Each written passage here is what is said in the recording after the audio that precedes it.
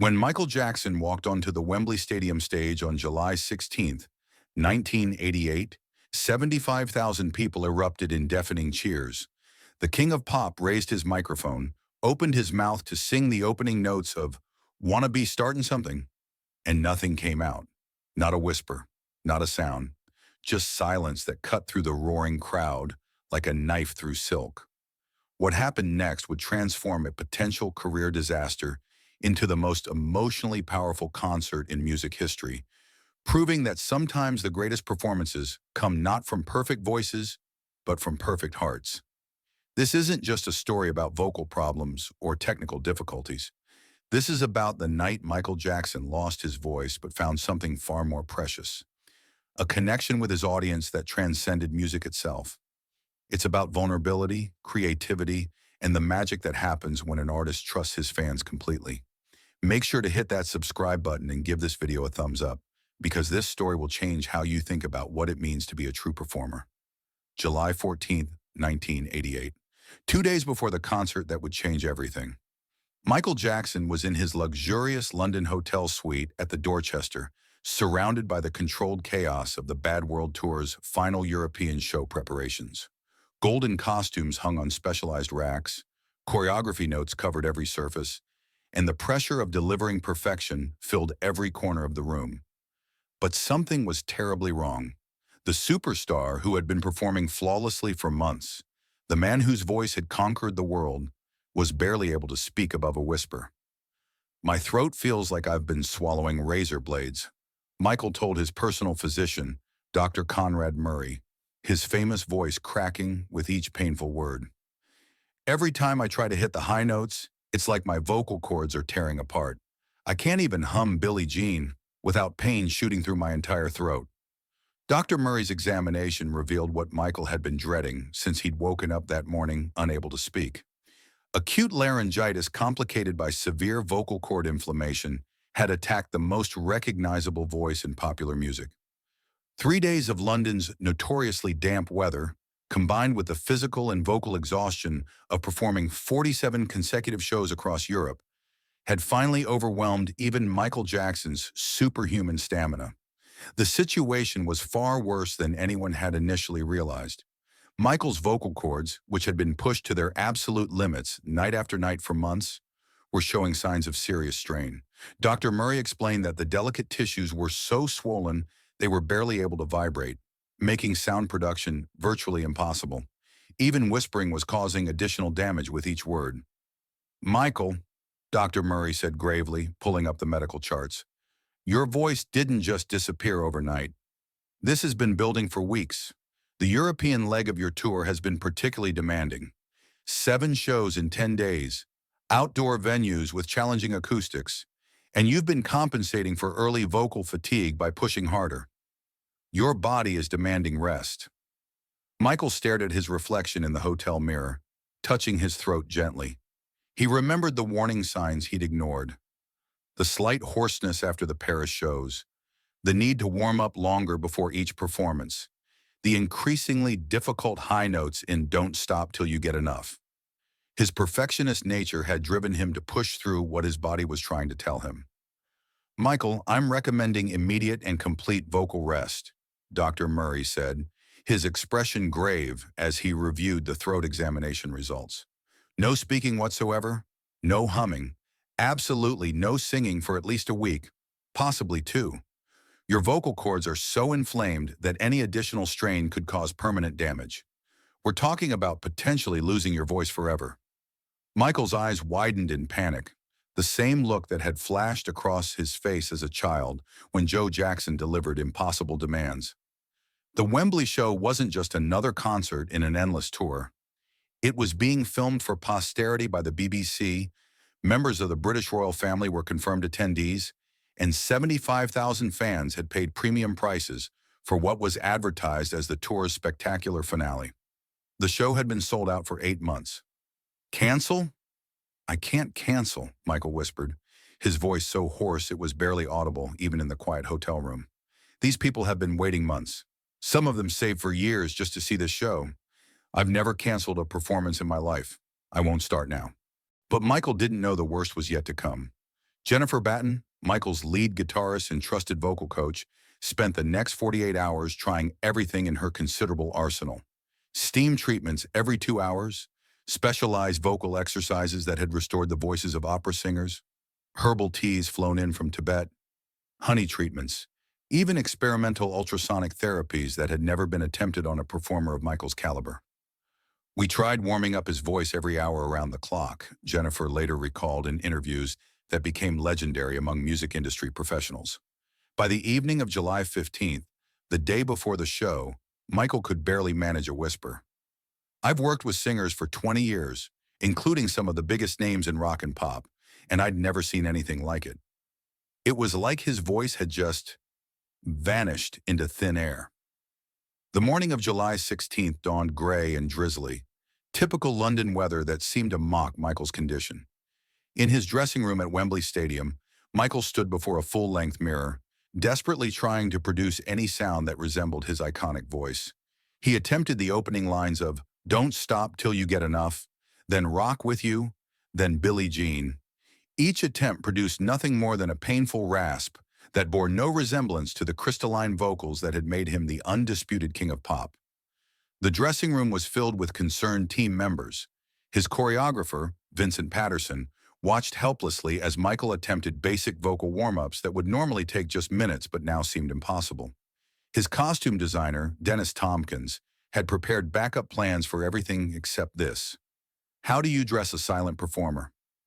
"Maybe we could use pre-recorded vocals," suggested his sound engineer, Gary. "We have studio-quality recordings of every song. The audience would never know the difference." Michael shook his head violently. Even without a voice, his artistic integrity remained uncompromised. "That's not who I am," he whispered hoarsely. "If I can't give them the real Michael Jackson, then I need to find a different way to be real with them."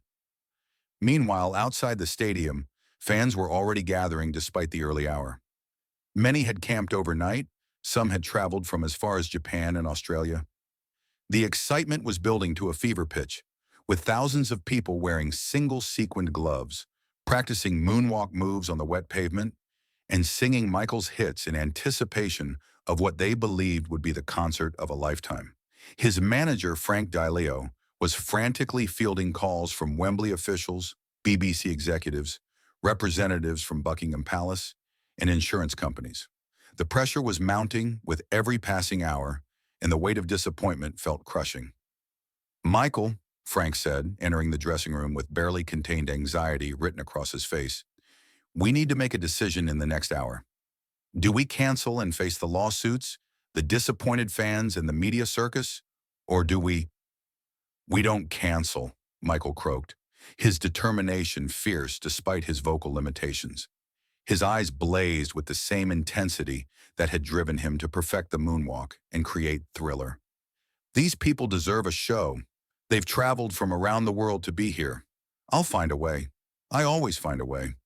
What happened next shocked even his own band. As showtime approached, Michael gathered his complete touring ensemble in a circle. His musicians, backup singers, dancers, even the sound technicians. Speaking barely above a whisper, forcing everyone to lean in close to hear him, he outlined a plan that seemed not just ambitious, but completely impossible. "I can't sing tonight," he admitted, the words painful to speak both physically and emotionally.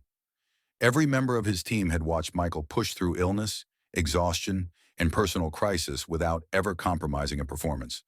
"But we're not canceling. We're not disappointing these people. We're going to try something that's never been done before in a stadium this size. We're going to make them part of the show in a way no audience has ever experienced." The plan was revolutionary and terrifying. Michael would perform the complete choreography, lip sync where absolutely necessary to maintain the illusion. But for the majority of the concert, he would conduct the audience like a 75,000-person choir. He would transform from performer to conductor, from entertainer to facilitator of the greatest sing-along in music history. His band members exchanged worried glances. Jennifer Batten later said, "We thought he'd lost his mind along with his voice." How do you get 75,000 people to sing along when they're expecting to hear the king of pop? But Michael had something his doubters didn't, an almost supernatural understanding of his audience and their relationship with his music. He knew his fans didn't just listen to his songs. They lived them, breathed them, sang them in their cars and showers and dreams. Tonight, he would give them the chance to sing them where it mattered most. As the lights dimmed and the familiar opening synthesizer chords of "Wanna Be Startin' Something" filled Wembley Stadium, the crowd's anticipation reached fever pitch. Michael Jackson appeared through his trademark smoke and lights, wearing his iconic golden jacket that caught every spotlight and threw it back at the audience like scattered stars. The crowd's roar was deafening, their excitement palpable, their love for their idol overwhelming. They had no idea they were about to become part of music history. Behind the scenes, the BBC camera crew was positioned for what they expected to be a flawless documentation of Michael Jackson at his peak. The royal box was filled with distinguished guests who had come to witness the King of Pop's legendary performance. Security personnel stationed throughout the venue were prepared for the usual pandemonium that accompanied Michael's concerts, but nothing could have prepared them for what was about to unfold. As Michael took the stage, members of his band held their breath. They could see the determination in his eyes, but also the fear. This was uncharted territory for everyone involved. Keyboard player Jonathan Moffat later recalled, "We'd rehearsed every song 1,000 times, but we'd never rehearsed for this." Michael was about to attempt something that no performer in history had ever tried. The audience was completely unaware of the crisis unfolding before them. To them, Michael looked as confident and charismatic as ever, moving with his characteristic grace, his presence commanding every corner of the massive stadium. The familiar opening beats had them on their feet, ready to sing along as they always did. But tonight their participation would mean everything. Michael moved to center stage with his characteristic grace, grabbed the microphone with his famous single sequin glove, and opened his mouth to sing the opening lines that 75,000 people knew by heart. The band played the familiar opening bars with precision. The backup singers provided their harmonies exactly as rehearsed. But when it came time for Michael's distinctive voice to soar above it all, nothing. Absolute silence from the king of pop. 75,000 people suddenly realized something was wrong. The silence from their idol was so unexpected, so completely shocking, that a wave of confused murmurs rippled through the massive crowd like a stone thrown into still water.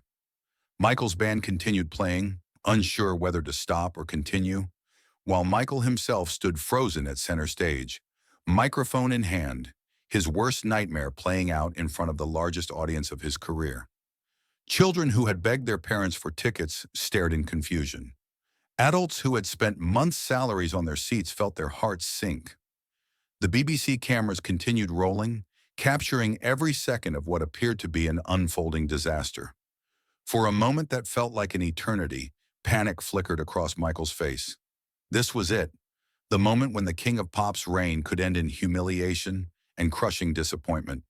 The moment when perfection met reality and lost. Then Michael did something no performer had ever tried in the history of live music. Instead of running off stage, instead of attempting to lip-sync his way through the disaster, instead of making excuses or apologies, Michael slowly lowered the microphone and looked out at the sea of confused faces. The stadium lights illuminated thousands of people staring at him with a mixture of concern, disappointment, and love. Then, with the dramatic flair that had made him famous, Michael placed his hand over his heart and pointed directly at the crowd. He was telling them, without words, that his voice was gone, but his heart was still there. His love for them remained unchanged. His commitment to giving them an unforgettable experience was unshakable. The crowd understood immediately. In the VIP section, celebrities and music industry executives watched in amazement as something unprecedented began to happen. Diana Ross, who had been Michael's mentor since his Jackson 5 days, was seen wiping tears from her eyes as she realized what was happening. "He's not just performing for them," she would later tell reporters.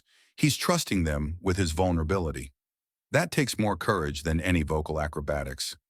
Elizabeth Taylor, Michael's close friend, who had flown in specifically for this show, stood and began clapping rhythmically, encouraging the crowd's participation. Her presence in the royal box, actively supporting Michael's innovative approach, sent a powerful message to the entire audience that this wasn't a disaster. It was art evolving in real time. Record executives who had come to document Michael's technical perfection found themselves witnessing something far more valuable: the birth of a new form of live performance that prioritized emotional connection over flawless execution. Atlantic Records president Ahmet Ertegun later said, "I've been in this business for 40 years, and I've never seen anything like what happened that night." Michael Jackson invented a new genre of live performance. What happened next was unlike anything in the history of live music. Without any prompting, without any rehearsal, without any coordination, 75,000 people began to sing "Wanna Be Startin' Something" in unison. Their voices, initially tentative and scattered, grew stronger and more confident with each passing moment. It started with the front rows, fans close enough to see the tears in Michael's eyes. Then it spread backward through the stadium like wildfire, section by section, until the entire venue had become a massive choir. The sound was unlike anything anyone had ever heard. Not the polished perfection of a recording, but the raw, emotional power of human voices united in song. Michael, tears now visible on his face even from the stadium's furthest seats, began to dance with an energy and emotion that surpassed any of his previous performances. Every move was amplified, every gesture more meaningful, every step charged with the electricity of a performer who had found a new way to connect with his audience. The band, initially confused by the unprecedented situation, began to understand Michael's vision and played with renewed vigor. The backup singers provided vocal support, but the real chorus was the audience. 75,000 people who had transformed from passive observers into active participants in the performance. During Human Nature, Michael attempted to sing along with the crowd, his voice barely a whisper that somehow carried through the stadium's sound system. It was heartbreaking and beautiful. The vulnerability of a superstar laid completely bare, supported by the unconditional love of his fans. When he reached the high notes that usually showcased his incredible range, he simply pointed to the crowd, and they sang them for him with voices that soared. Billie Jean became a call and response masterpiece, with Michael conducting the crowd like Leonard Bernstein, leading the New York Philharmonic.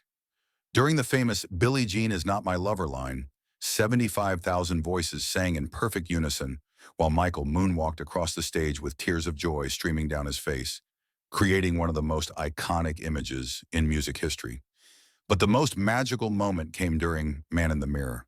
As the song reached its climactic finale, Michael stepped to the very edge of the stage and, with his voice completely gone, mouthed the words, "I'm gonna make a change," while pointing to individual audience members throughout the stadium.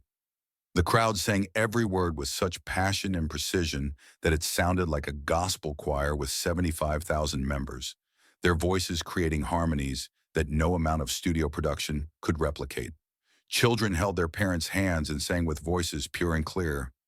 Adults wept openly as they realized they were experiencing something that would never happen again. Even the hardened music industry professionals watching from the wings found themselves singing along, completely caught up in the magic of the moment. The crowd's reaction was unlike anything in the history of live performance. What had started as disappointment and confusion had transformed into the most intimate and emotionally powerful concert experience anyone had ever witnessed. It wasn't just a concert anymore.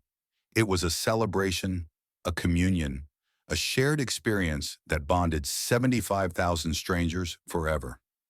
When the final song ended and Michael took his bow, the stadium erupted in an ovation that lasted 17 minutes. 17 minutes of continuous, thunderous applause for a performer who had given them something more valuable than perfect vocals. He had given them his authentic, vulnerable, human self. The standing ovation became legendary in its own right. Camera crews continued rolling as grown men wept openly. Children shouted Michael's name until their voices were hoarse, and couples embraced each other as if they had witnessed something sacred. The energy in the stadium was unlike anything experienced at a typical concert. It felt more like a spiritual awakening, a collective realization that they had all participated in something that transcended entertainment. Radio DJs from stations around the world, who had come to report on a concert, found themselves struggling to describe what they had witnessed. BBC Radio 1's Simon Bates, broadcasting live from the venue, told his listeners, I'm not sure I can adequately explain what just happened here. Michael Jackson didn't just overcome a crisis tonight, he transformed it into something beautiful. This wasn't a concert, it was a communion. The impact extended far beyond the stadium walls. Within hours, word of the extraordinary events had spread through London's music scene. Record store owners reported that people were coming in asking for Michael Jackson albums, saying they had to own the music they had just helped perform. The phrase, "I was there the night Michael lost his voice and found his soul," became a badge of honor among attendees. Michael stood at center stage, his voice gone but his spirit soaring higher than ever before, as 75,000 people chanted his name with a love and appreciation that transcended music itself. He had proven that true artistry isn't about perfection, it's about connection, trust, and the courage to be vulnerable in front of the people who love you. Years later, that night would be remembered as the concert that changed how the world thought about live performance. The bootleg recordings of that show, with the crowd singing every song, became some of the most treasured pieces of music memorabilia in existence, traded among collectors for thousands of dollars and considered more valuable than any official release. Music schools around the world began teaching the Wembley method as a case study in crisis management and audience engagement. Performance arts programs used footage from that night to demonstrate how true artistry can emerge from unexpected circumstances. The incident became required viewing for students studying music business, showing how authenticity and vulnerability can create deeper connections than technical perfection. The concert's influence extended beyond music into other performance arts. Theater directors began incorporating audience participation techniques inspired by Michael's spontaneous conducting. Stand-up comedians studied how Michael turned a potential career-ending moment into his greatest triumph. Even corporate leadership seminars used the story as an example of how to turn setbacks into opportunities. Perhaps most importantly, the concert spawned a movement in live music where artists began to see their audiences not as passive consumers, but as collaborative partners in the creative process. Musicians started designing shows that required audience participation, and venues began promoting concerts as interactive experiences rather than traditional performances. Jennifer Batten summed it up perfectly in her memoir. That night, Michael didn't just perform for his audience, he performed with them. He turned his greatest weakness into his greatest strength, and in doing so, reminded us all why they called him the King of Pop. It wasn't because he was perfect, it was because he was human. The Wembley concert where Michael Jackson lost his voice became the concert where he found something even more powerful: the unbreakable bond between an artist and the people who love them. Sometimes the most beautiful music comes not from perfect vocals, but from perfect hearts singing together in harmony. Michael Jackson's voice returned within a week, stronger than ever before. But the memory of that silent night in London, when 75,000 people became his voice, echoed for the rest of his career and beyond. It proved that true kings don't just rule from above, they inspire others to find their own voices and sing along, creating something more beautiful than any solo performance could ever be.